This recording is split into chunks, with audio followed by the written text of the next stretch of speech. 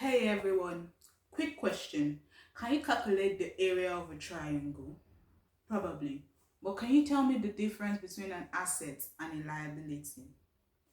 Crickets, right? Today, we're talking about the money lessons that school never taught you, but absolutely should have. If you're tired of being financially clueless, you're in the right place. I'm not here to bash the school's educational system, but let's be real.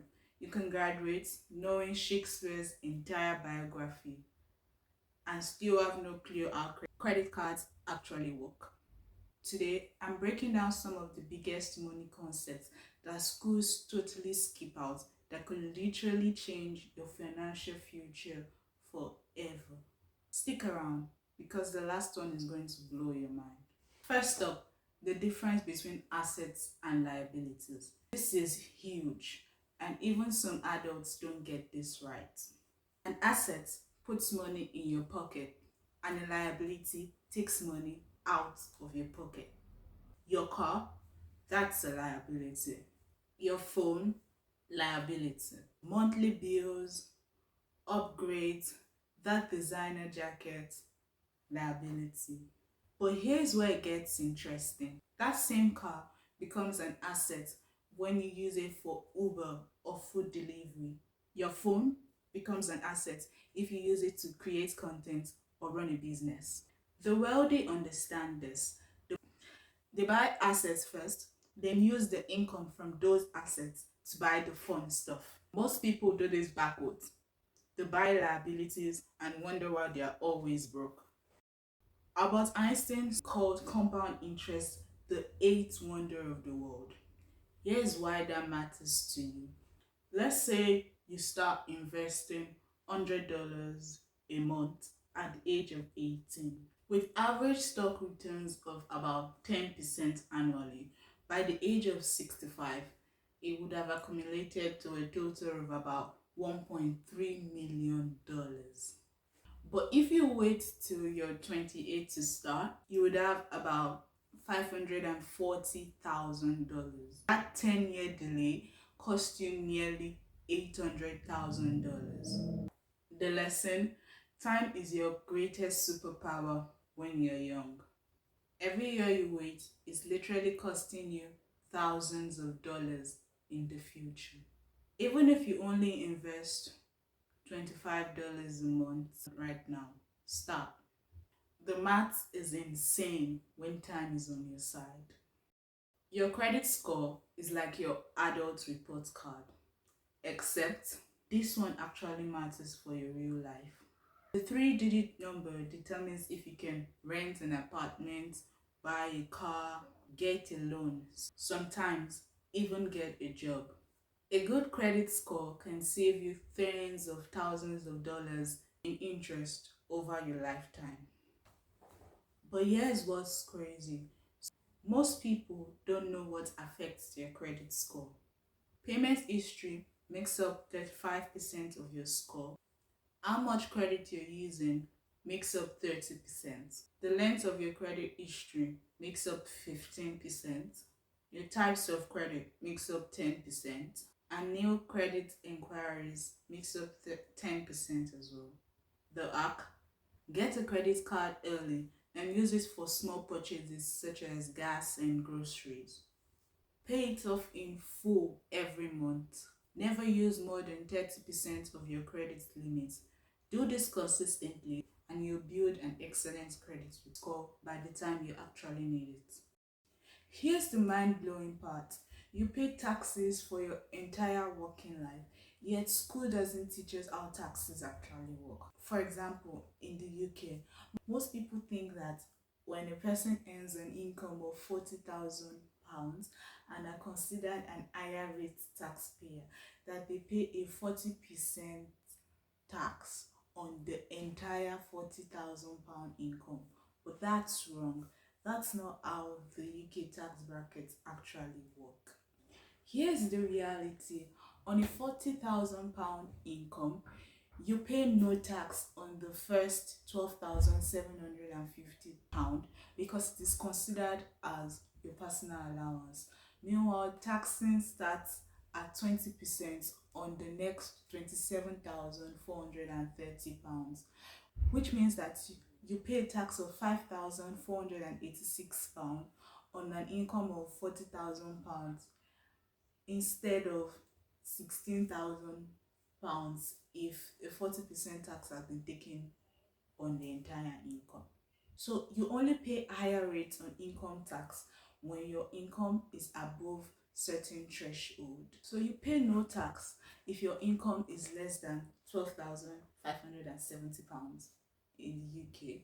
But when your income rises to £12,571 to about £50,270, you would have to pay a 20% tax. And if it rises again to about £50,271 to £125,140, you'd have to pay a 40% tax. And meanwhile, if your income is anything higher than that, you'd have to pay a 45% tax. So if we use the analogy of a person making £51,000, so here is the breakdown. For the first £12,750, that will not be taxed. But from the 12,751 to £50,270, that will be taxed at 20%. Meanwhile, the remaining £729 will be taxed at 40%. So that would be the breakdown of the tax, not that the entire 51,000 income will be taxed at 45%. In spite of all that, the bigger lesson here is that the wealthy play by completely different tax rules. And so meanwhile, the average citizens are paying 20 to 30% tax. Billionaires can be paying only 10% tax. They understand the value of tax deductions, write-offs, and legal tax strategies, and they use all this to their advantage. And so we're meant to learn how to use this to our benefits too. I'm not saying that this is fair, rather I'm saying that we need to understand this game and play it to our benefits as well. You might have been made to believe that budgeting is no fun or budgeting is boring. That's not true. Rather, budgeting is telling your money exactly where to go rather than you wondering where it went. Here is a simple budgeting rule that works for everyone, and that is the 50-30-20 rule. So here is how this rule works. So this rule applies to the income you get after tax has been deducted. So 50% of your after income tax is spent on your needs, such as your rent, transport, minimum loan repayments, utilities, and things like that. Then 30% of the after tax income is spent on your wants. That's like anything you want, maybe shopping, Netflix, eating out, while the last 20% is spent on savings, and probably if you like to make debt repayments faster or things like that. So if we use an analogy of a person who gets £2,000 after tax has been deducted, using the 50-30-20 budget rule, that means £1,000, which is 50%, will be spent on needs, £600 will be spent on wants, while the remaining £400 will be spent on savings and probably faster debt repayments. Most budgets fail to work because they're usually very restrictive, but this budgeting rule is very realistic because you aren't trying to like restrict yourself to living a very frugal lifestyle.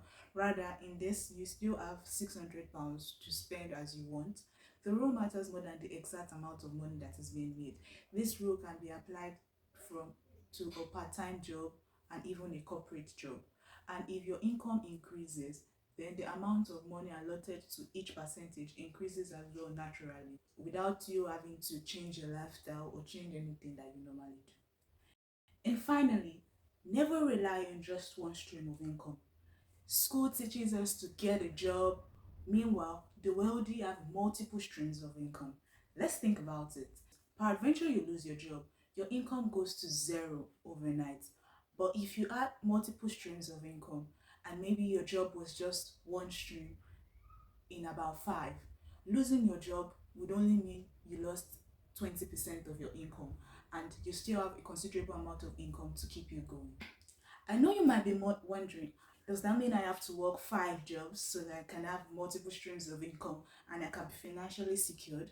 No, it's not about working 5 different jobs. It's about generating systems in which you'll be able to get different streams of income. The goal is to start small and keep on building little by little. Then we'll be able to grow our streams of income. This is not a get rich quick scheme. It will take time. So we have to grow little by little up to the point where we're financially secure.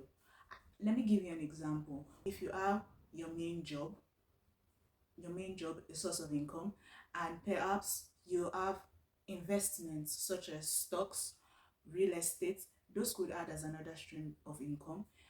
Also, you could have passive income. Perhaps if you sell digital products or online courses, that could be another stream of income. If you have a little small business where you just sell things on the side, that's another stream of income.